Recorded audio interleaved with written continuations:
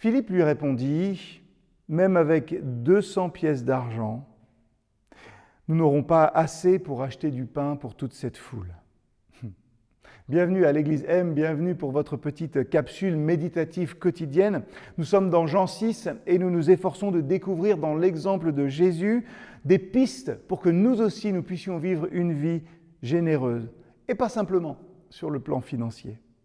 Hier, nous avons vu que Jésus avait ouvert les yeux pour voir le besoin à combler autour de lui.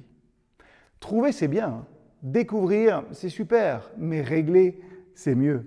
Dans Jean 6, Jésus voit bien le problème. Et est-ce que cette foule qu'il a devant lui le décourage ? Non. Quand Jésus voit un problème, il cherche à trouver une solution.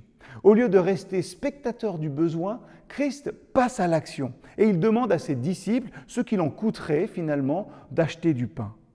Bien sûr, Jésus savait que cette foule était immense et que le coût pour la nourrir serait bien trop important pour leur petite bourse. Mais il a quand même commencé à bouger. Il est facile de voir des problèmes. C'est peut-être même facile de discerner des solutions. C'est facile aussi de regrouper les gens et de leur donner des étiquettes.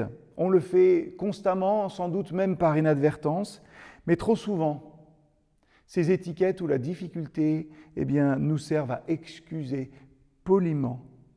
nous excuser poliment de nos responsabilités. Ils sont sans abri. Ils sont bizarres quand même. Ils sont.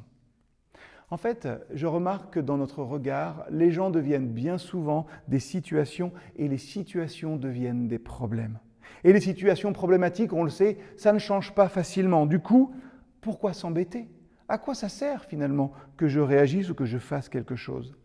Ça, c'est trop souvent notre façon de penser, notre façon de raisonner. Et si nous nous laissions interpeller aujourd'hui ? Si j'arrêtais de faire des gens des situations ? Qui dois-je regarder autrement aujourd'hui ? Si je laissais aujourd'hui de côté mon défaitisme et mes préjugés pour commencer à envisager le changement durable et profond qui pourrait se produire dans la vie des uns et des autres et peut-être même dans la mienne. Voilà de quoi réfléchir, voilà de quoi méditer. Je vous souhaite à tous et toutes une bonne journée.